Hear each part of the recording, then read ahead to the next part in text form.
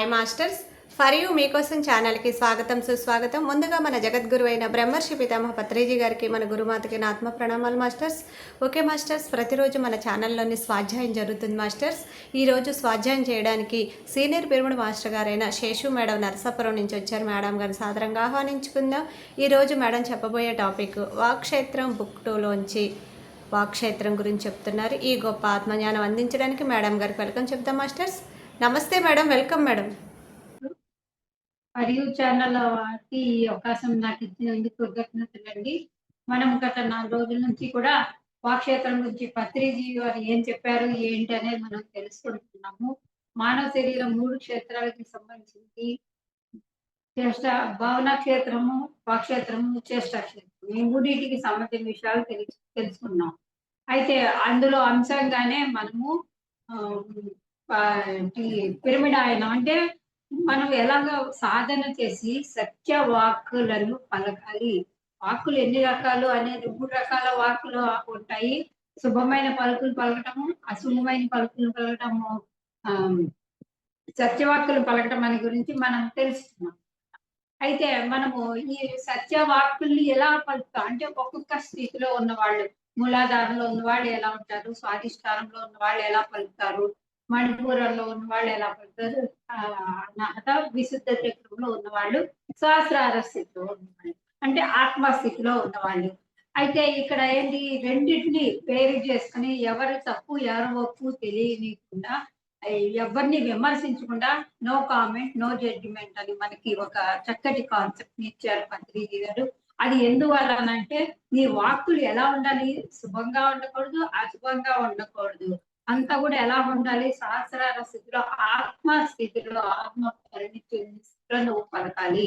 అంటే సత్యమైన వాక్కులు అంటే ఏంటి, నీవు ఎవరు, నీ గురించి నువ్వేం తెలుసు అంటే రమణ మహర్షి ఏం చెప్పారు, జీసస్ క్రైస్ట్ ఏం చెప్పారు అన్న విషయాల గురించి మనం గత కొన్ని రోజులుగా మనము తెలుసుకుంటున్నాం అన్నమాట. అయితే శ్రీకృష్ణుడేమో సహస్రార స్థితిలో ఉంటే రమణ మహర్షి ఏమో విశుద్ధి చక్రంలో ఉన్నారు, గాంధీ గారు విశుద్ధి చక్రంలో ఉన్నారు అనమాట. అయితే మనం ధ్యాన సాధన చేసి మరి ఏ విధంగా సత్యమైన వాక్కుల్ని పలుకుతామంటే ఏ విధమైన బేరీజు లేకుండా చేస్తుంటాం. అంటే ఆత్మానుభవం గురించి దాని వాక్కులు సత్య వాక్కులు అంటే కొంతమంది పుస్తకాలు చదివి జ్ఞాన పరిధిలో లేకుండా మామూలుగా వాళ్ళ అనుభూతులు అనుభవం పొందకుండా కొన్ని చెప్పారనుకోండి, అది ఏమవుతుంది, అది సత్యమైన వాక్కుల కిందకి రావు అనమాట. అయితే కొన్ని శుభవాక్కులు అశుభ వాక్యాలు కానీ సత్యవాక్కులు కాదు. అంటే నేను ఇలా చదివాను నాకు ఈ జ్ఞానం అందింది అని మీరు చెప్తున్న కొద్ది అవతల అనుభూతులు చెంది మీరు ఆత్మానుభూతితో మీరు చెప్పేవన్నీ కూడా సత్యవాక్కులు. ఎందుకంటే ఎక్కడో ఎవరో ఒక వాక్యాలు తీసుకుని మనము వింటూ వాటిని మననం చేసుకుంటూ వాటి గురించి ఇతరులకు తెలియచెప్తుండే వాక్యాలు అనమాట. అయితే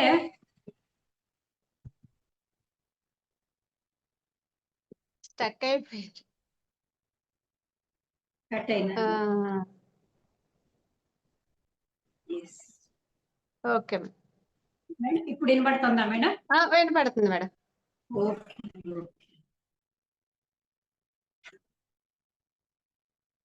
ఇది ఇక్కడ రమణ మహర్షి యొక్క స్థితి ఏంటంటే ఆజ్ఞాస్థితి. అదే రమణ మహర్షి అసలు ఏం చెప్పారు, ఏమీ చెప్పకుండా మౌనంగా ఉండి నిన్ను నీవు తెలుసుకోమని చెప్పారు అనమాట. ఆయన మాటలతోటి ఏమీ చెప్పలేదన్నమాట. ఏం చెప్పారు, మౌన స్థితిలో ఉంటూ నీ సహజ స్థితిలో ఉంటూ నువ్వెవరు ఏంటి అంటే ఆయన ఏం చెప్పారు, ఏ విధమైన అక్కడ సాధనలో ఒకరిని నిందించడం ఉండదు, ఒకరిని పొగడటం అనేది ఉండదు అనమాట. ఏ విధమైనటువంటి స్థితి లేనటువంటి స్థితి అనమాట, అది ఆజ్ఞా స్థితి అనమాట. అయితే ఏ విధమైన బోధన కూడా ఉండదు అనమాట, అక్కడ చెప్పేది ఉండదు అనమాట. ఈ కింది స్థితిలో ఉన్న మణిపూర ఈ స్థితిలో ఉన్న వాళ్ళు ఏం చేస్తారంటే బోధన చేస్తూ ఉంటారు, తాము తెలుసుకున్న జ్ఞానాన్ని తెలియచెప్తూ ఉంటారనమాట. కాబట్టి ఇక్కడ బోధన అనేది లేదు. ఆజ్ఞాచక్రం దగ్గర వచ్చరికి ఇంకా బోధన అనేది ఉండదన్నమాట. అందుకనే ఇప్పుడు విశుద్ధ చక్రానికి ఎవరు చెందినవాడు, మహాత్మా గాంధీ. సబుకో సన్మతి తే భగవాన్ అని చెప్పి అందరికీ కూడా మంచి బుద్ధిని ప్రసాదించండి అని అని ఆయన అన్నారు. అంటే అందుకని చెప్పేసి వేరే వ్యక్తుల గురించి కూడా ఆయన ఆలోచించారు. కాబట్టి ఆయన వాక్కులన్నీ కూడా విశుద్ధ చక్రానికి సంబంధించినవి ఉన్నాయన్నమాట. మరి సత్యవాక్కులు 3 రకాలుగా చెప్పుకోవచ్చు. ఒకటి ఆత్మతత్వాన్ని గురించి, ఆధ్యాత్మిక తత్వాన్ని గురించి, స్పిరిచువల్ సైన్స్ గురించి. యద్భావం తద్భవతి అనేది అప్పో దీపో భవ అని పలికిన పలుకులే సత్యమైన వాక్కులు. ఇక్కడ మనము సత్యమైన పలుకులు అంటే అర్థం ఏంటంటే 3 రకాలుగా చెప్పుకోవచ్చనమాట. అంటే సో 3 రకాలుగా ఏంటంటే ఆత్మతత్వాన్ని గురించి ఎప్పుడు చూడండి, మనం మాట్లాడేటప్పుడు ఎలా ఉండాలి, మూలాధార తత్వంలో ఉండాలి. ఎప్పుడు కూడా పక్క వాళ్ళ గురించి ఆలోచిస్తూ పక్క వాళ్ళు ఎలా ఉన్నారు, ఏంటి దాని గురించే మాట్లాడుతూ ఉండంట. మరి స్వాధిష్టానంలో ఉన్నాడు అనుకుంటాడు, నా ఇల్లు, నా వాళ్ళు, నా పిల్లల గురించి ఆలోచిస్తాడు. మణిపూర చక్రం గురించి అంటే ఏంటి, ఇక్కడికి ఎన్ని వాళ్ళ యొక్క గుణాలను బట్టి వాళ్ళ వాక్కులు ఎలా ఉంటాయి. ఇక్కడ సత్యవాక్కు చేసేటువంటి పిరమిడ్ మాస్టర్స్ అవచ్చు, ఎవరైనా సరే సాధన చేసే ఒకళ్ళు వాళ్ళు ఏం పలుకుతారు, ఆత్మతత్వాన్ని గురించి చెప్పాలి. ఇంకొకళ్ళు ఏంటంటే స్పిరిచువల్ సైన్స్. స్పిరిచువల్ సైన్స్ ఏంటి, నేను ఎక్కడి నుంచి వచ్చాను, నా యొక్క స్థితి ఏంటి, నేను ఏ విధంగా సాధన చేసే నా ఆత్మతత్వాన్ని తెలుసుకుని పరమావధి ఏ విధంగా ఉంది అని తెలుసుకున్న వాక్కులు అనమాట అవి. అంటే నీ వాస్తవానికి నువ్వే సృష్టికర్తవు. చూడండి, ఎవరు కూడా నిందా వాక్యాలు పలకడం కానీ, నేను ఈ రోజు బాధపడుతున్నాను, కష్టపడుతున్నాను, దుఃఖపడుతున్నాను అని అంటే దాని అర్థం ఏంటి, పక్కవాడిని నిందిస్తుంది. నీ వల్లనే జరిగింది నాకు నష్టం, నీ వల్లనే అయింది అంటే. ఇలాగా మాట్లాడే పలుకులు పలకకుండా సత్యమైన వాక్కులు పలకమంటే నా వాస్తవానికి నేనే సృష్టికర్తని అని తెలుసుకుని పలుకులు అనమాట. అంటే అపో దీపోభవ, నా దీపాన్ని నేనే వెలిగించుకోవాలి. ఎవరో వచ్చి చెప్పడం వల్ల కానీ, ఎవరో వచ్చి మాట్లాడడం వల్ల కానీ జరగదు. కాబట్టి మనం ఏ విధంగా సత్యమైన వాక్కులు ఎలా పలకాలి, మనల్ని మనం తెలుసుకునే విధంగా తెలుసుకుని వాడు జ్ఞానవంతులే పలికే పలుకులు ఎలా ఉంటాయి, అందరినీ కూడా చక్కగా జ్ఞానవంతులుగా తీర్చిదిద్ది ఆత్మతత్వం వైపు వాళ్ళ ప్రయాణం సాగించే విధంగా ఉంటుంది. కానీ ఇప్పుడు మరి ఈ ఆజ్ఞా చక్రంలో ఉన్న వాళ్ళకి ఏంటంటే ఏ విధమైన బోధ ఉండదంట, మౌన స్థితిలోనే ఉంటారు. రమణ మహర్షి ఆజ్ఞా చక్రానికి సంబంధించింది అనమాట. ఇక్కడ కొంతమంది ఏంటంటే ఏమీ లేకుండా మామూలుగా ఆత్మానుభూతి అని అనుకున్నాం కదా. ఈ ఆత్మానుభూతి గురించి వాళ్ళు చెప్పిన బోధలు, వీళ్ళు చెప్పినవన్నీ వినేసేసి పక్క వాళ్ళకి చెప్పడం ఉన్నది అనుకోండి, అది సరిగ్గా ఆత్మతత్వాన్ని గురించి తెలుసుకొని అనుభవపూర్వకంగా పలికిన వాక్కులు స్వచ్ఛమైన వాక్కులు కాదు. ఎందుకంటే వాడికి అంతటి ప్రతిభ అనేది ఉండదు. ఆత్మానుభవం నుండి వచ్చే పలుకులే సత్యమైన పలుకులు. అంటే ఏంటి, నువ్వు ఏం తెలుసుకున్నావు, నీ లోపల నుంచి ఆత్మతత్వం ఏంటి అని పూర్తిగా నువ్వు అనుభవపూర్వకంగా అనుభూతి చెందుతూ చెప్పే వాక్యాలు, చెప్పే పలుకులు కూడా అవి సత్యమైన పలుకులు అని అంటారు. అయితే ఇప్పుడు ఈ అందరూ కూడా ఎలాగా సత్యాన్ని మనము శరణు వేడాలి అని చెప్తున్నారు అనమాట. ఇదంతా కూడా పత్రిజీ గారు, బ్రహ్మ సుభాష్ పత్రి గారు చెప్పినటువంటి వాక్క్షేత్రం అనేది అద్భుతమైనటువంటిది. దాన్ని 2 రకాలుగా చెప్పి నీ యొక్క భావాలలో ఏదైతే ఆలోచించుకుంటావో అది లోపల నుంచి బయటకు రాదన్నమాట. కానీ నీ యొక్క వాక్కులు ఎంతో శుద్ధిగాను, సత్యపూరితమైనగాను, అనుభూతి పరంగా ఆత్మకు సంబంధించినగాను నువ్వు ఉండాలి అని తెలియచెప్తున్నారు అనమాట. ఇక్కడ పిరమిడ్ మాస్టర్స్ అనే కాదు, సాధకులైన వాళ్ళు ఎవరైనా సరే వాళ్ళందరూ కూడా దేన్ని శరణ వేడాలి, సత్యాన్ని తెలుసుకోవాలి. అసలు సత్యము అంటే ఏంటి, నేను ఎవరు, నేను ఎక్కడి నుంచి వచ్చాను, నా ఆత్మ ఎన్నెన్ని జన్మలు తీసుకొని అనుభవపూర్వకంగా తెలుసుకుంటారు. అంటే ఆత్మానుభూతి పొందిన వాళ్ళకి చెప్పి పలికే పలుకుల్ని సత్యమైన వాక్కులు అని అంటారు. సత్యాన్ని తెలుసుకోండి, సత్యాన్ని కాంక్షించుకుని మీరు ముక్తిని పొందుతారని జీసస్ క్రైస్ట్ అన్నారు. జీసస్ క్రైస్ట్ ఏం చెప్పారంటే, మీరు నిజాన్ని కనుక మీరు తెలుసుకున్నారంటే నా వాళ్ళు, నా పిల్లలు, నా వాళ్ళు అని నా అన్న బంధాల్లో కూరుకొని పోకుండా ఎప్పటికైనా ఈ జన్మ మరణించే దీన్ని నశ్వరమైందే, నశించిపోయే జన్మ కాబట్టి మనము ఎవరి మీద కూడా అనుబంధం కానీ ఏమి పెట్టుకోకుండా ఉంటాం అనమాట. అది తెలుసుకున్న వాళ్ళు ఎలా మాట్లాడతారంటే వాళ్ళు తత్వాన్ని మాట్లాడతారు. తత్వం తెలుసుకున్నవాడు తత్వజ్ఞుడు. సత్యాన్ని తెలుసుకున్న వాడేమంటే సత్యవాక్య పరిపాలకుడు అవుతాడు. అంటే కాబట్టి మనం ఎలా ఉండాలి? సత్యాన్ని అభ్యసిస్తూ ఉండాలి. సత్యాన్ని ఎలా అభ్యసిస్తూ ఉండాలండి ఇక్కడ అనంటే గనక, ప్రతి విషయానికి కూడా నేను ఆత్మ అని తెలుసుకొని అనుభూతి పూర్వకంగా తెలుసుకోవాలి. నేను ఆత్మని ఆత్మని అనేసి ఏదో అన్ని పుస్తకాల జ్ఞానము ఈ మస్తిష్కంలో పెట్టేసుకొని నేను ఆత్మనే వాళ్ళు ఎవరన్నా అంటే ఇదేంటి అనేసి మనం పెట్టుకోవడం కాదు. ఎందుకంటే నువ్వు పలికే పలుకులన్నీ కూడా స్పష్టంగా, సత్యంగా నేను ఇది నశించిపోయేది, నాకు సంబంధించింది కాదు. పద్మపత్రం ఇమాంబస అన్న పలుకులు విన్నాం కాబట్టి, ఆ ఒక అంటే పద్మపత్రం ఇమాంబస అంటే తామరాకు మీద నీటి బొట్టులా ఉండాలి. మనం పలికే వాక్యాలు కానీ ఏమైనా సరే తామరాకు మీద నీటి బొట్టులా ఉండి మాట్లాడేసి వదిలేయాలి. దాన్నే పదే పదే పదే ఎవరైనా ఏదంటే బుర్రలో పెట్టుకొని దాని గురించే ఆలోచిస్తూ వాళ్ళ పట్ల కోపంగా అది కూడా కోపవాక్యాలు. నువ్వు సత్యవంతులైతే అవుతామో గాని, ఆ అశుభమైన పలుకులు పలుకుతూ ఉన్నప్పుడు నీకింక సత్యం తెలిసి ఏంటి ప్రయోజనం? You are not soul. నీకు సత్యవాక్యాలు పలికినప్పుడు కూడా ఎవరు నమ్మరనమాట. అంతేలా. కానీ సత్య శోధకుడు అనేవాడు ఎలా ఉంటాడంటే, ఆత్మని తెలుసుకుని నేను ఆత్మస్వరూపాన్ని అని మనస్ఫూర్తిగా హృదయపూర్వకంగా అణువుని కూడా అనుభూతి చెందుతూ పోన్లే అన్నారు. వాళ్ళు వాళ్ళ పట్ల ఏ విధమైన భావనలు లేకుండా ఎలా ఉంటారంటే వాళ్ళు ఆహ్, పద్మపత్రం మీమాంస అంటే తామరాకు మీద నీటి బొట్టు. సంసారంలో ఉంటూనే నిర్వాణ స్థితిలో ఉండి నిర్వాణం అంటే ఏంటి ఇక్కడ? దేనికి అంటనటువంటి స్థితి అన్నమాట. నిర్వాణం అంటే ముక్తి మార్గం, మోక్షం అంటే ముక్తి మార్గము, మోక్ష మార్గం ఇవన్నీ పెద్ద పెద్ద పదాలు ఎక్కడెక్కడి నుంచో ఋషులు వీళ్ళందరూ చెప్తారు. పరమాత్మలో కలిసిపోవాలి, లీనమైపోవాలంటే. నీ లోపల ఉండే నీ నీ యొక్క దీనితోటి నీ లోపల ఉండే పరమాత్మతోటి నీవు కనెక్షన్ పెట్టుకొని ఆ పలికే పలుకులన్నీ ఎలా ఉంటాయంటే అద్భుతంగా మృదు మధురంగా ఉంటాయి. అవి ఎలా ఉంటాయంటే మనకి ఆ ఒక సత్యాన్ని ప్రాప్తించినప్పుడేమో ఎలాగంటే సత్యం శరణం గచ్చామి, సత్యవాక్కు శరణం గచ్చామి. అంటే సత్యవాక్కు శరణం అంటే సత్యాన్ని పలకటానికి నేను శరణ పొందుతున్నాను. అంటే నీ ఆత్మకి నేను శరణ పొందినట్లయితే నీ ఆత్మ ఏం చేస్తుంది? సత్యమైన పలుకుల్ని పలకటానికి నిన్ను ప్రేరణ చేస్తూ ఉంటుంది. మరి ఎలా ప్రేరణ చేస్తూ ఉంటుంది అనంటే కనుక నీవు చక్కగా కొన్ని విషయాలన్నీ తెలుసుకునే విధంగా నిన్ను ప్రేరణ చేస్తుంది. అవి ఏమిటి అనేది మనకి అనుబంధ వాక్యాల ద్వారా మనకు బ్రహ్మ సుభాష్ పత్రిజీ గారు అందించారు. అంటే ఇప్పుడు మన వాక్కు ఎలా ఉండాలి? మన వాక్కు దోషరహితంగా ఉండాలి. అంటే మరి సత్యవాక్కునే పలకాలి అంటే అసలు సత్యవాక్కు అంటే ఏంటి? లేకపోతే మనకేం తెలీదు. పక్కవాడిని తీసుకొని మాట్లాడుతూ వాడిని అంటూ ఉండి ఇది సత్యమో అది అసత్యమని ఎవరు బేరీ చేయలేరు. నీకు సత్యమైంది అది కరెక్టే అయి ఉండొచ్చు. కానీ నీ అంతరంలోనే నువ్వు ఏదైనా జడ్జిమెంట్ ఇవన్నీ చేసుకోవచ్చు. పైకి వాక్కు ద్వారా వచ్చి అనుకోండి అవేమవుతుంది?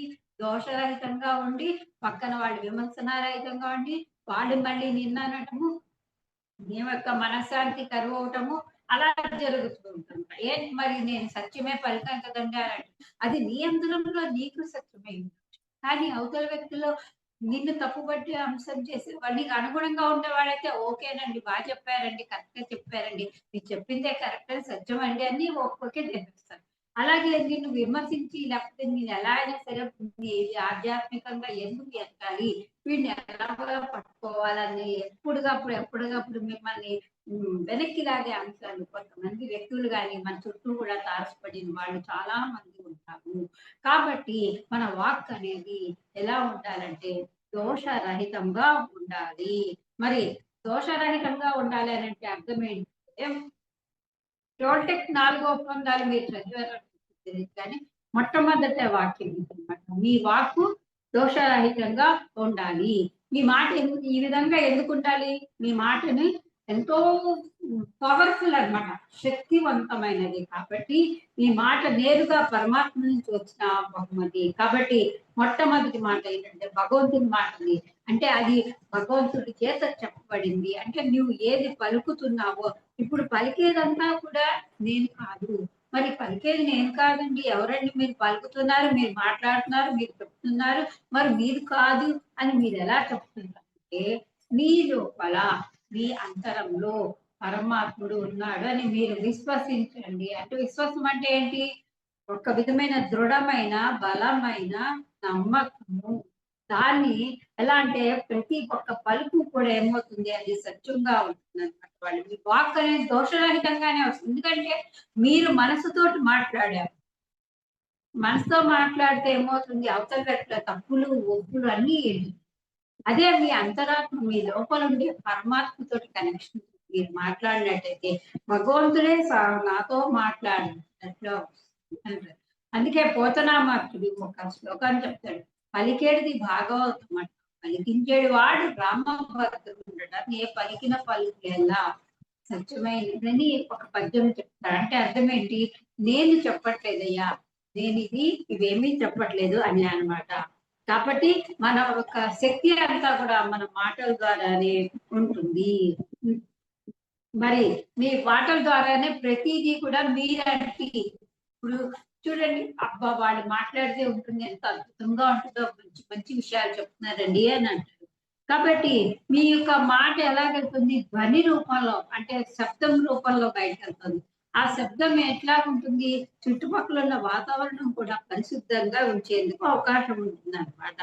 మరి మాటకున్న పదును ఎట్లా ఉంటుందంటే 2 అంచులున్న ఖడ్గం లాంటిదన్నమాట. మీ మాటలు ఎలాగంటే చెప్పే పదాలన్నీ కూడా ఒక అద్భుతమైన సుందర దృశ్యాన్ని క్రియేట్ చేయగలవు.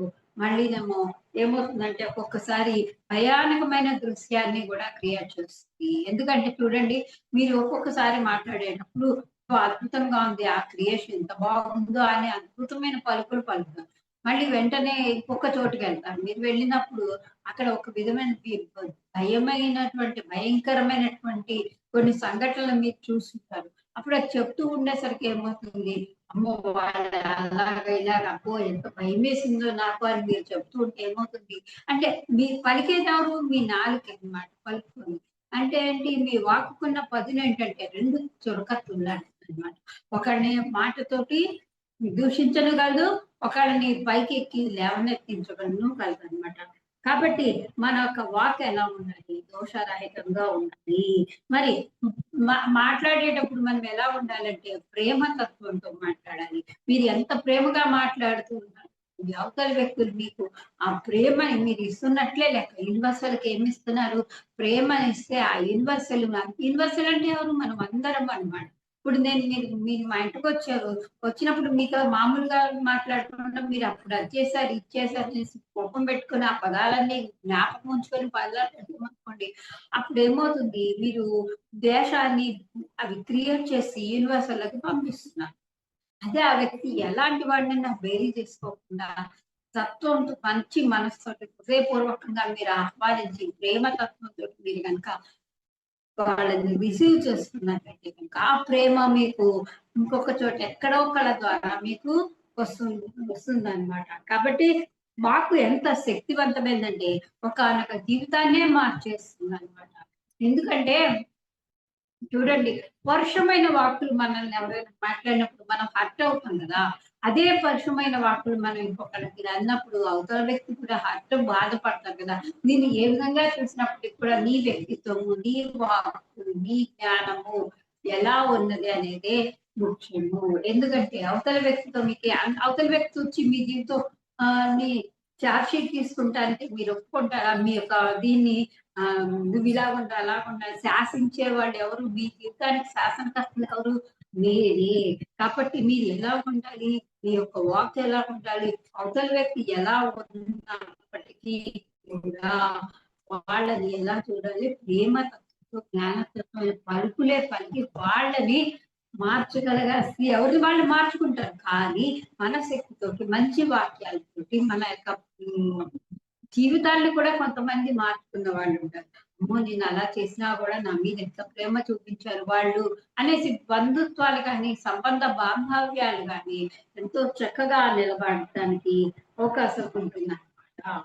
అయితే మనకి హిట్లర్ గురించి గాని, లేకపోతే ఒక జర్మన్‌కి ఒక యుద్ధానికి సంబంధించిన వ్యక్తి అన్నమాట. అయితే మాటలతోటి కొంతమంది వ్యక్తులతోటి మారణ హోమాలు కూడా సృష్టిస్తారు. ప్రపంచ యుద్ధాలు అలాగే జరిగాయన్నమాట. అంటే ఒక జీవితాన్ని నాశనము చేయగలదు, ఒక జీవితాన్ని నిలబెట్టగలదు. కాబట్టి మరి మానవుని యొక్క మనస్సు ఎలా ఉంటుందంటే సారవంతమైనటువంటి భూమి వంటి. ఎప్పుడు కూడా విత్తనాలను మనం నాటుతూ ఉండాలి. మన మనసులో ఎటువంటి విత్తనాలు నాటుతూ ఉండాలి అని కనుక మరి మంచి మంచి ఆలోచనలని మనము లోపలికి చొప్పించామనుకోండి, ఆ భూమి సారవంతమైంది. రాళ్ళు, రప్పలు ఏమీ లేకుండా ఉంటే మీరు సారవంతంగా ఉంటారు. మరి లోపలంతా నువ్వు కరడు కట్టిన హృదయంతోటి మరేమో ఒక విధమైన బండబారిన మనసుతోటి రాయిలా చేసుకున్న దాంట్లో విత్తనాలు నాటామనుకోండి, ఏమవుతుంది అది మొలకలెత్తవు. మీరు మంచి ఆలోచనలు పంపించినప్పుడు కూడా అవి మొలకలెత్తవు. కాబట్టి మీరు ఎలా ఉండాలి? సారవంతమైన భూమిగా మీ భూమిని, మీ హృదయ క్షేత్రాన్ని, హృదయ క్షేత్రం అంటే ఏంటి? మన యొక్క బ్రెయిన్ లో ఉండే లేయింగ్ అట్టబెట్టుకుని ఏ ఒక్క విత్తనాన్ని అంటే నువ్వు ప్రేమ అనే విత్తనాన్ని నాటితే కనుక ప్రేమ చక్కగా విస్తారంగా మహావటవృక్షమై నీకు కూడా అక్కడ సేద తీరే అవకాశం ఇస్తుంది. అంటే అర్థం ఏంటి ఇక్కడ? నీవు ఎటువంటి విత్తనాలు నాటితే ఆ విధమైనవే బయటికి వస్తూ ఉంటాయి. అందుకనే నీ భావనా క్షేత్రం ఎలా ఉండాలి? నీ భావనలో ఆలోచనలు అన్ని కూడా శుద్ధీకరించబడి ఉండాలి. నీ హృదయ క్షేత్రం. అందుకనే హృదయ శుద్ధి గలవారు ధన్యులు, వారు దేవుని రాజ్యంలో చూడగలరు అని లార్డ్ జీసస్ క్రైస్ట్ కూడా చెప్పగలరు. మరి మనకున్న విత్తనాలు అనేవి ఎలా ఉంటే కొన్ని సందర్భాల్లో భయానికి సంబంధించినవి, ఆందోళనకి సంబంధించింది, మరి ఎటువంటి కోపానికి సంబంధించినవి, ఇలాగా ప్రతికూల ఆలోచనలు అనే విత్తనాలు మనం నాటుతున్న కొద్ది వినాశకరమైనటువంటి ఆలోచనలు, వినాశకరమైన వాక్కులు, అటువంటి పదాలు ఇవన్నీ వస్తూ ఉంటాయి అన్నమాట. అదే పెద్ద సమస్యకి తయారవుతుంది.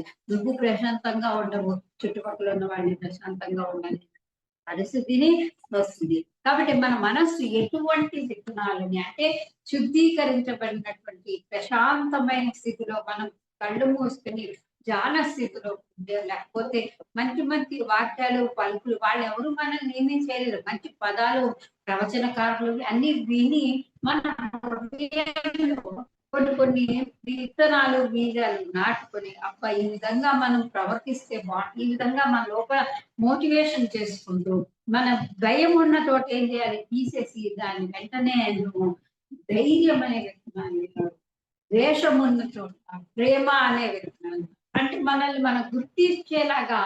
ఎందుకంటే కొన్ని కొన్ని చూడండి మనకి మనసు కలతగాను అలర్జీగాను ఉన్నప్పుడు ఎలాంటివి ఆ ఏవో ఒక పెట్టుకొని మనం వింటూ ఉంటాం. పత్రిజీ ప్రవచనాలు అవ్వచ్చు, రామ్తా అవ్వచ్చు, ఏవో ఘోష వాళ్ళు అన్ని క్లాసులు పెట్టుకొని అసలు ఆయన ఏం చెప్పారు అంటే కొంచెం మనసు పెట్టి విన్నట్లయితే అవైతే ఒక్క పాయింట్ అన్నా మన లోపలికి వెళ్తుంది. వాక్కు దోషరహితంగా ఉండాలి అనే పదం మీకు ఒకటి అదొక విత్తనాలు వెళ్ళింది అనుకోండి, మీరు పలికే ప్రతి ఒక్క పలికి అప్పుడు ఒక అర్థవంతమైనది వస్తుంది. అవును కదా, దీనికి కదా నేను డిస్టర్బెన్స్ అవుతున్నాను, నా పదాల్లో ఏమైనా తప్పులుంటే అవతల వ్యక్తిని నిందిస్తున్నానేమో, అందుకని చెప్పి I'm sorry, please forgive me, నన్ను క్షమించని హృదయపూర్వకంగా ఆ వ్యక్తులకి డైరెక్ట్ గా చెప్పలేకపోయినప్పుడు కూడా మీ మనసులో మీరే అనుకున్నప్పుడు కూడా మీకు అనుకూలమైనటువంటి వాతావరణం, అనుకూలమైన విస్తారమైనటువంటి బీజాలు మొలకలు మొలకలు ఒక్క చూడండి, ఒక్క విత్తనం వచ్చి ఎంత పెద్ద పంట వృక్షం. అంటే మీరు వేసుకునే విత్తనాలు భయం వేయకండి. అంటే మీరు ఎలా చేస్తున్నారు, ఏ విధంగా మాట్లాడుతున్నది అన్ని కూడా మీకు చాలా ముఖ్యమైనటువంటి ఉందన్నమాట. అందువల్ల ఒక్కొక్క పదము మనం పలికే ప్రతి ఒక్క పదము కూడా యూనివర్సల్ లోకి వెళ్తుంది. ఆ యూనివర్సల్ లోకి వెళ్ళి మీకు ఏం కావాలో దాన్ని రిసీవింగ్ ఇస్తుంది అనమాట. మీరు ప్రేమపూర్వకమైన వాక్యాలు పలికారంటే పక్క వాళ్ళతో కానీ చుట్టూరా ఉన్న వాళ్ళతో కానీ వాళ్ళందరికీ ఏమవుతుందంటే అవి విని అద్భుతంగా ఉంది, నేను కూడా అలా ఉండాలని మీరు ఒక ఆదర్శవంతమైన తీర్చిదిద్దుకునే ఉంటారనమాట. అయితే కొంతమంది పెంపకం విషయంలో తల్లిదండ్రులు, తోబుట్లు వాళ్ళు క్షణం ఆలోచించకుండా మన పట్ల ఉన్న అభిప్రాయాలను వెల్లడిస్తే అవి స్వయంగా ఈత నేర్చుకోలేము. చూడండి కొంతమంది మనకి ఏమవుతుందంటే మన బంధువులు అవ్వచ్చు, మన చుట్టుపక్కల వాళ్ళు అవ్వచ్చు, మన ఇంట్లో ఫ్యామిలీ మెంబర్స్ అవ్వచ్చు, ఎవరైనా సరే మీకు ఒక టాలెంట్ ఉందండి, ఒక టాలెంట్ అంటే ఏంటి? ఒక ఈత నేర్చుకోవడం, ఒక డ్రాయింగ్ రాయడం, ఒక సంగీతం నేర్చుకోవాలి. ఇవన్నీ అన్నమాట టాలెంట్స్. ఇక్కడ ఏం చేస్తారంటే మీ టాలెంట్‌ని గుర్తించలేని వ్యక్తులు ఉంటారు. కొంతమంది మన ఇంట్లో వాళ్ళొచ్చు, బయట వాళ్ళొచ్చు. నేను ఫలానా ఈత నేను నేర్చుకొని నేను మంచి టాలెంటెడ్‌గా ఉండాలని మీరు వ్యక్తం చేసినప్పుడు ఏం చేస్తారంటే వాళ్ళంటారు, "నువ్వా? నీకేమొచ్చు? నిన్ను కింద పడేసి డౌన్ చేసేటువంటి వ్యక్తులు చాలా మంది నీ చుట్టుపక్కలే ఉంటారు. వాళ్ళేం చేస్తారు నిన్ను కింద పడేసి నీ టాలెంట్ తొక్కేయాలని చూస్తూ ఉంటారు. కానీ ఆళ్ళు పలికే నిరాశాజనకమైన వాక్యాలను నువ్వు తీసుకొని ఇక్కడ విత్తనాలు నాటితే మరి ఎటువంటి విత్తనాలొస్తాయి? అవునా? నేను చేయలేనా? నా వల్ల కాదా? అన్న భావాలతోటి వస్తారు నీకు. కానీ కానీ ఆ మాటలన్నీ ఏమి కూడా పట్టించుకోకుండా మీ ఇంట్లో మీకు ఎవరిచ్చినా సహాయ సహకారాలు ఇవ్వకపోయినా యెస్ మీతో మీరు మాట్లాడారు. యెస్ ఐ కెన్ నా వల్లనే అవుతుంది. కాబట్టే నేను ఇలా వ్యక్తం నేను ఈతలో ఫస్ట్‌గా ప్రావీణ్యం సంపాదిస్తాను. నేను డ్రాయింగ్‌లో మంచి ప్రవీణురాలినవుతాను. ఒక టీచర్‌గా నేను సంగీతం బాగా నేర్పిస్తాను. అని మీరు ప్రూవ్ చేసుకునేటువంటి పాజిటివ్ యాటిట్యూడ్ ఉన్నటువంటి పలుకులు ఎవరితో పలకాలండి? పక్కోళ్ళతో, ఈళ్ళతో, ఆళ్ళతో పలకాల్సిన పనే లేదు. Do your self, think your self, talk your self. Yes అని అదే మీరు చేపట్టుకొని నా వల్లనే అవుతుంది. కాబట్టే వీళ్ళందరూ ఎంతన్నా సరే నేను ఛాలెంజింగ్‌గా తీసుకుంటానని మీరు కనుక ఛాలెంజ్ చేసుకొని ఒక ఆ విత్తనాన్ని నాటుకోవాల్సిన బాధ్యత ఎవరిదంటే మీదే. ఎందుకంటే మీ జీవితం మీదే. ఉద్ధరేదాత్మనాత్మానా అని సత్యవాకులు, సత్య పలుకులు అంటే ఎక్కడో లేదండి. మిమ్మల్ని మీరు ఉద్ధరించుకోవటంలో మీరు ఏ విధంగా అన్నారు? మీ పలుకులు ఎలా ఉన్నాయి? మీ భావాలు ఎలా ఉన్నాయి? మీ గుణాలు ఎలా ఉన్నాయి? మీరు ఒక్కళ్ళు మీకు జీవితానికి బాధ్యతగా వహించినట్లయితే ప్రపంచమంతా కూడా మీకు సహాయ సహకారాలన్నిటి యూనివర్సల్ మీకు ఇవ్వడానికి సిద్ధంగా ఉందండి. అద్భుతమైనటువంటి ఎందుకంటే ఇవన్నీ రావాలి మాకు అని అనుకుని ఈ ఒక పాజిటివ్ యాటిట్యూడ్ రావాలన్నా, ఒక సంగీతం ఒక అడుగు ముందరికి పడాలన్నా కూడా మనకి దోషరహితంగా ఉండాలన్న వాక్కు మరి అలాంటివన్నీ రావాలంటే ఏం చేయాలి? ధ్యానం. ధ్యానం అనేది మనము ఒక యాటిట్యూడ్ మన యొక్క జీవితంలో అంతర్భాగమైపోవాలన్నమాట. ధ్యానము చేసేది కాదు. లోపల అంతర్ముఖంగా చేయబడేదే ధ్యానము. అంటే ఒక గంట, 2 గంటలు ఇలా కూర్చొని కళ్ళు మూసుకుంటారు మెల్లగా. కళ్ళు మూసుకొని లేచి తర్వాత మీకు కళ్ళు మూసుకున్నప్పుడు శక్తి అనేది వస్తూ ఉంటుంది. ఎనర్జీ ఫ్లోటింగ్ అలా వెళ్తుంది. మళ్ళీ వెంటనే కళ్ళు తెరుస్తారు. గంట, 2 గంటలు, 3 గంటలు చేస్తారండి. బాగా చక్కగా చేస్తారు. ఎనర్జీ తీసుకుంటారు. అంత బ్రహ్మాండంగా ఉంటుంది. అద్భుతమైన స్థితిలో మీరుంటారు. కానీ ఆ ధ్యానంలో వచ్చేటువంటి శక్తిని అంతా కూడా అబ్జర్వ్ చేసుకొని మీ యొక్క క్షేత్రాల్ని ఎలా ఉంటున్నారు? మీ యొక్క ఆలోచన క్షేత్రం ఎలా ఉంది? భావనా క్షేత్రం ఎలా ఉంది? మీరు చేసే పనులు ఎలా ఉన్నాయి? అనేది వాల్యుబుల్ అండ్ వెరీ ఇంపార్టెంట్ అన్నమాట. అంటే దాన్ని నిలబెట్టుకోవాలి అంటే ధ్యానం చేసి గంటల తరబడి చేసుకున్న శక్తిని నిలబెట్టుకొని, శక్తిని ఉపయోగించుకుంటూ మనము ఒక పరిణితి చెందిన ఆత్మకి మనం ఒక మెల్టింగ్‌గా మనల్ని మనం మలుచుకోవటానికి ఆ ఒక్క స్థితిని ఎప్పుడు కూడా మనం నిలబెట్టుకోవాలి. మరి ఒక్కొక్కసారి మరి ఇంత ధ్యానం చేసిన తర్వాత శక్తి అంతా వచ్చేసిన తర్వాత ఎవరైనా ఏమంటారు? నీ అంత తెలివి తక్కువ వాడు లేడు అని ఎవరైనా ఒక కామెంట్ కానీ ఏదైనా చేసినప్పుడు మరి ఆ కామెంట్స్‌కి మనం లొంగిపోయి అవునా నేను ఇలాగుంటున్నానా? నాకంటే తెలివి తక్కువ వాడినా అని మనల్ని మనమే కించపరుచుకొని మనల్ని మనమే తక్కువ చేసుకున్నాం అనుకోండి. అప్పుడు ఏమవుతుంది? వాడెవడో మాట్లాడిన మాటకి మీకు సంబంధం ఏంటి? మీ జీవితం మీది కాబట్టి నేను తెలివైన, నేను జ్ఞానవంతుడిని, నేను నాలో ఉన్నవన్నీ తెలుసు. కాబట్టి ఎవ్వడైనా సరే మూర్ఖుడు కాదు, తెలివైన వాడు కాదు. ఎవరు నిన్ను ఏమైనప్పటికి కూడా నువ్వు ఎలా ఉంటున్నావు అనేది చాలా ముఖ్యము. సో నీ తెలివితేటలంతా కూడా జ్ఞానవంతంగా వాక్కులు పలకాలే విధంగా ఉంటాయి అన్నమాట. ఇప్పుడు వాక్కు దోషరహితమైంది అని ఎలా తెలుసుకుంటాము? వాక్కు దోషరహితంగా ఉంది అని మనం ఎలా తెలుసుకోగలుగుతామంటే ఎవరైనా వచ్చి నేను కూర్చొని నువ్వు తెలివి తక్కువవాడివి, నువ్వు పిరికివాడివి, నువ్వు దుర్మార్గుడివి లేకపోతే దీని కానీ నీకేమీ చేత కాదు అని ఎవరైనా అన్నప్పుడు వాళ్ళ వాక్కులు నీ మీద ప్రభావితం కలగకుండా నిన్ను నీవేం చేసుకుంటావు, మోటివేషన్ చేసుకుని నేను అభినందించుకుంటూ నేను చక్కగా చేయగలను, నా వల్ల నాతోటి నేను ఉన్నాను అన్న పదాలు పలుకుతూ అద్భుతంగా మీరే సాటి అని మీరు ప్రూవ్ చేసుకున్నప్పుడు ఈ వాక్కులు అనేవి దోషరహితంగా ఉంటూ అనే దానికి నిదర్శనాత్మకంగా మీరు చేసి చూపిస్తారు. చెప్పే మాటలో ఉంటుంది. ఏదైనా వాక్ అనేది పైకి ఊరికే చెప్పడం కాదు, ఇక్కడ నుంచి వచ్చిన పదాలు నేను ఇచ్చేస్తాను అని గట్స్ కింద చెప్పి దాన్ని ఆచరణ అనుభవం పూర్వకంగా అనుభూతి పూర్వకంగా ఆత్మానుభూతి పొంది చెప్పే పలుకులు సత్యమైన మార్గదర్శకత్వం మీకు తెలియజెప్తూ ఉంటారన్నమాట. అయితే మనము ఎలాగా ఉండాలి అని అంటే మనల్ని మనం ఎప్పుడు కూడా నిందించుకోకూడదు. ఇక్కడ మనకి ఏంటంటే వాక్కు దోషరహితంగా ఉండకూడదు. వాక్కు మీరు మిమ్మల్ని ఎప్పుడు కూడా నిందించుకునే శక్తి రాకూడదు. కొంతమంది మీ పట్ల ఎలా ఉంటారంటే మీకు వ్యతిరేకించేవాళ్ళు ఇప్పుడు చెప్పిన పదాలే వస్తాయి అనమాట. ఎందుకు వస్తాయి అంటే అవే రిపీట్ అవుతుంది కాబట్టి. మీరు వాక్కు విశుద్ధానికి సంబంధించి ఏది వాక్ అనేది విశుద్ధానికి సంబంధించి. ఈ విశుద్ధానికి సంబంధించింది ఎలా ఉంది, మీరు ఎలా మాట్లాడుతున్నారు, ఏం చేస్తున్నారు, వ్యక్తీకరణ చేస్తున్నారా, అవతల వ్యక్తి జడ్జ్ చేస్తున్నారు, ఇవన్నీ వీటికి సంబంధించినవి ఉంటాయి అన్నమాట. మీ వాక్కు కనుక దోషరహితంగా ఉన్నప్పుడు ఏమవుతుందంటే మీ కర్మలుకి మీరే పూర్తి బాధ్యత వహిస్తారు, కానీ మిమ్మల్ని ఎప్పుడు కూడా మీరు నిందించుకోవటం అనేది జరగదు. అంటే అర్థం ఎవరైనా ఏదైనా అన్నా సరే మీకేం సంబంధం లేదు. మిమ్మల్ని మీరు అభినందించుకుంటూ మీరు పలికే వాక్కులకి మీరే బాధ్యులుగా నడుస్తూ ఉంటారు.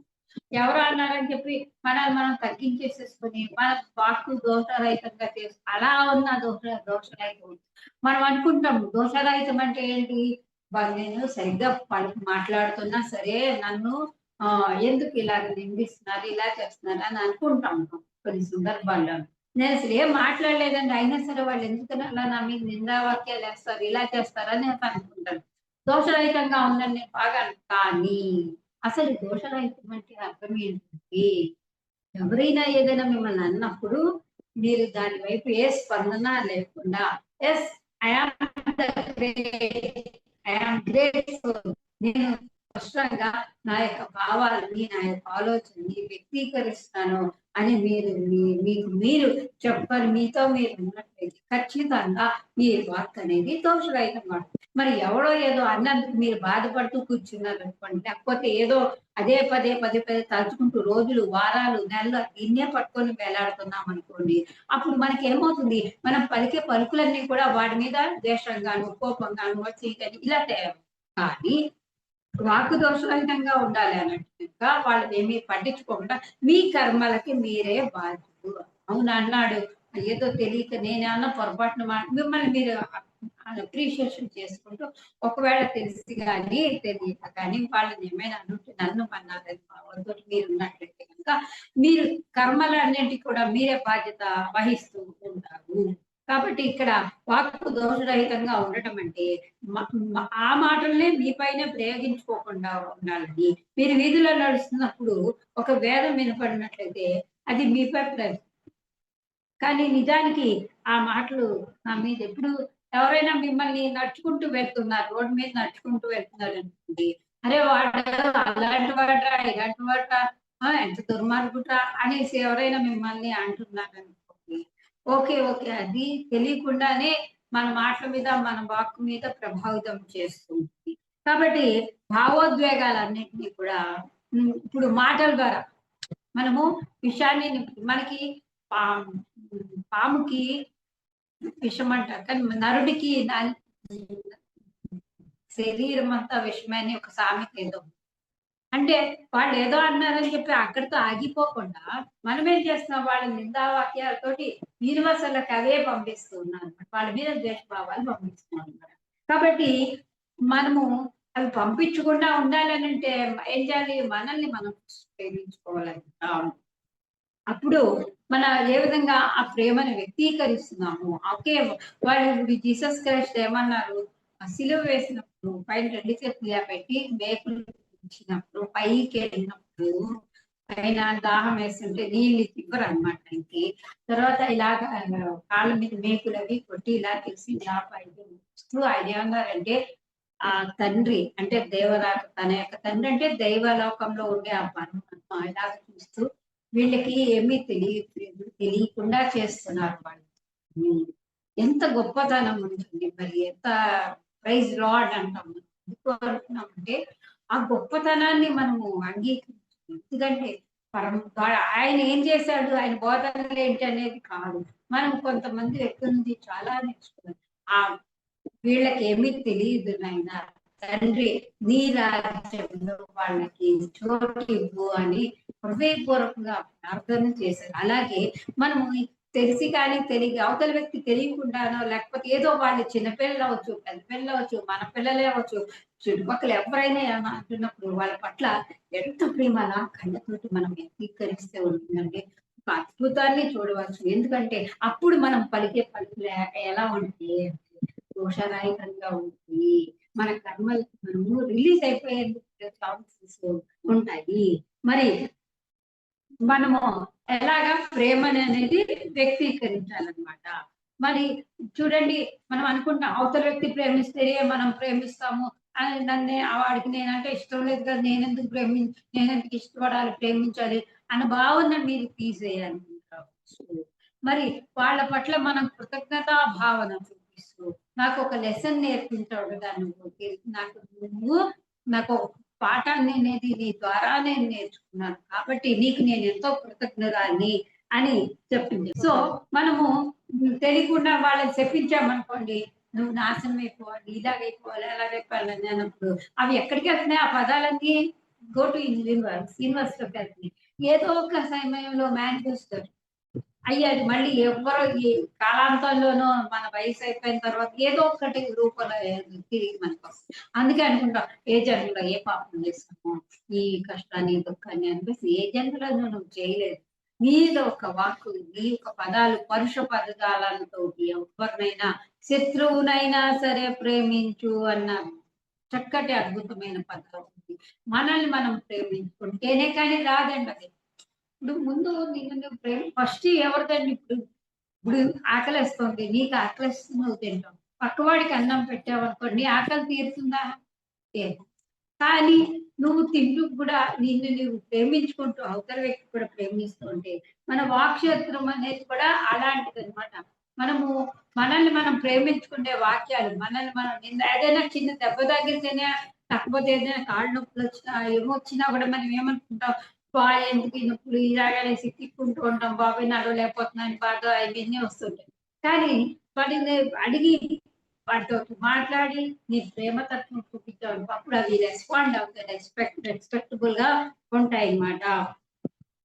మనము శరీరంగా మాట్లాడాలి కనుక మనలో వాక్కు దోషరహితంగా రావాలంటే ఎంతో ప్రేమతత్వం కలిగి ఉండాలి. కాబట్టి అత్యంత శక్తివంతమైన బహుమతి ఏంటంటే మాటలతోటే మనము ప్రేమతత్వాన్ని చూపించినట్లయితే చక్కగా ఎటువంటి గందరగోళాలకు కూడా తావి ఉండదన్నమాట. ఏ ద్వేషానికి కూడా తావు ఉండదన్నమాట. కాబట్టి ఇక్కడ మనం తెలుసుకోవాల్సింది ఏంటంటే ఎవరైనా ఒక అభిప్రాయాన్ని విని అంగీకరిస్తే మనం ఒక బంధాన్ని చేసుకుంటాం. అప్పటి నుంచి మన నమ్మక వ్యవస్థలో భాగమైంది. చూడండి, అదైనా ఉందనుకోండి, ఎవరైనా మీరు చెప్పిన మాట వింటున్నారు అవతల వ్యక్తి, అప్పుడే నమ్మాడు మంచిగా, ఈయన చెప్తే బాగుంటుంది అనుకున్నప్పుడు అప్పుడు అనుకుంటాం అబ్బా అనేసి వాళ్ళకి మరి ఒక విధమైన అండర్స్టాండింగ్ అనేది వస్తుంది. కానీ మరి అలాగా అండర్స్టాండింగ్ ఉండి వాళ్ళు చెప్పిన మాట వింటంలో అది ఎంత వరకు సమంజసం అనేది మనం ఆలోచించుకోవాల్సింది. అయితే మనం ఇంకొకరిని ఎవరిని కూడా నిందించాల్సిన పని కూడా లేదన్నమాట. మీరు పొద్దునే ఒక ఎగ్జాంపుల్ చెప్తున్నారు ఇక్కడ పత్రి గారు, ఉదయాన్నే ఎంతో ఆనందంగా నిద్రలేచారు, మీ పట్ల మీకు ఎంతో అద్భుతమైన భావం ఉంది, మిమ్మల్ని మీరు అందంగా తయారు చేసుకుంటున్నారు, సిద్ధపడ్డారు, అద్దం ముందు 2-3 గంటలు గడిపారు, ఆ బట్టలు చూడు అసలు బాగా, ఎవరైనా మంచి ఇంట్లో వాళ్ళు ఎవరైనా వచ్చి ఆ బట్టలు ఏం బాగాలేదు, అసలు చెత్తగా ఉన్నావు, పిచ్చిగా ఉన్నావని మీ ఫ్రెండ్ ఎవరో వచ్చి అడు అంటాడు, ఏం బాగాలేదు, ఈ బట్టలు ఏం బాగా, ఫంక్షన్ కి ఇలాంటివి వేసుకొస్తావా, అలాంటివి వేసుకొస్తావు అని ఏమనిపిస్తున్నావు అలాగే ఎందుకని అలాగంటారు? ఎప్పుడో అతన్ని మీరు విమర్శించారు, అందుకని ఇది బాలేదు అది బాలేదని అనుకుంటారు అనమాట. కాబట్టి ఎందుకు అలాగ వస్తుంది అని అంటే ఎప్పుడో ఒక సమయంలో ఏదో ఒక సమయంలో అవతల వ్యక్తిని మనం నిందాకరమైన వాక్యాలను పలికినప్పుడు మాత్రమే కొన్ని సందర్భాల్లో తెలియకుండానే మనకు వస్తూ ఉంటాయి. కాబట్టి మీరు మీరు మీకున్న అభిప్రాయాలనేమో పక్కవాడి అభిప్రాయాలు ప్రకారంగా నడుచుకోవడం బాలేదా నిజంగానే బాలేదేమో మీకు నచ్చినవి మీరు చేయడానికి కూడా ఒక్కొక్కసారి వాళ్ళకి అనుగుణంగా వాళ్ళ దానికే వెళ్ళాల్సి వస్తూ ఉంటుంది. కేవలము ఎవరైనా ఏదైనా మిమ్మల్ని చెప్పిస్తున్నట్టు కానీ ఇలాంటి నాశనం అయిపోతాం ఇలాగైపోతాం అలాగైతే ఎవరైనా అంటున్నప్పుడు మరి సత్యంగా మనం ఉండాలి అని అంటే కనుక మనం ఒక కొత్త సత్యంతో ఒప్పందం చేసుకోవాలండి. ఇక్కడ సత్యంతో ఒప్పందం అనేది ఏంటంటే ఖడ్గానికి ఒకవైపు చేతబడి అంటే సృష్టించే అబద్ధాలుంటాయి, మరొక వైపు శాపం నుంచి విముక్తి చేసే సత్యం అనేది ఉంటుంది. ఇప్పుడు ఒకే వాళ్ళలో ఒక పదునైన కత్తి ఉంది, ఒక పక్కన ఏమవుతుందంటే అంటే నీ యొక్క వాక్కు కొన్న పదును ఆ వాక్కు సత్యాన్ని అనుసరించకుండా ఇంకొకటి ఏంటంటే అది లేకుండా శాపం నుంచి విముక్తి గల ఎవరైనా ఏదైనా అన్నా కూడా దాని నుంచి విముక్తి పొందించగల ఖడ్గం లాంటిది అనమాట. అది కేవలం సత్యం మాత్రమే మనల్ని విముక్తి కలిగించగలదు. కాబట్టి ఏదైనా సరే మనల్ని ఎవరైనా ఏదైనా కూడా పుకార్లు కూడా మీరు ఎవరు కూడా నమ్మాల్సిన పని లేదు. మన మనస్సుని కంప్యూటర్ తో పోలిస్తే పుకార్ అనేది ఒక వైరస్ లా వస్తుంది. పుకార్ అంటే ఏంటి? ఇక్కడ నువ్వు సత్యంగా మాట్లాడుతూ చక్కగా స్పష్టంగా నీ పట్ల నీకు ఒక అవగాహన ఇదిగా ఉన్నప్పుడు కూడా ఎవరో ఎక్కడో పుడుతుంది ఒకటి పుట్టి ఆ వ్యక్తి అండి అసలు బాగా నమ్మకం లేదు, అది ఏదో ఒక డాక్టర్ తీసుకున్నాం పోయి అతను సరిగ్గా ఎందుకంటే వీడికి అవగాహన లేదు, ఏమీ లేదు ఆ వ్యక్తి పట్ల. కానీ ఒక పుకార్ లాగా వస్తుంది, ఒక వైరస్ లాగా వస్తుంది. కాబట్టి ఆ వైరస్ ని మన కంప్యూటర్ లో ఎలా వస్తే అంత సిస్టమ్ అంతా పాడే. అలాగే మనము ఆ వైరస్ ని నమ్మకుండా పుకార్లను నమ్మకుండా సరిగ్గా పనిచేయనిచ్చినప్పుడు ఏమవుతుంది, పూర్తిగా ఎన్నో సంకేతాలు మనలో ఉంటాయి. చూడండి, మీరు గమనించుకున్నారు లేదో మన వాక్కు కొన్ని మన లోపల కొన్ని మన మెదడు కూడా కంప్యూటర్ లాంటిది నిక్షిప్తం చేసుకుంటుంది. ఒక్కొక్క ఆలోచన మిమ్మల్ని అద్భుతాలను సృష్టిస్తూ ఉంటుంది.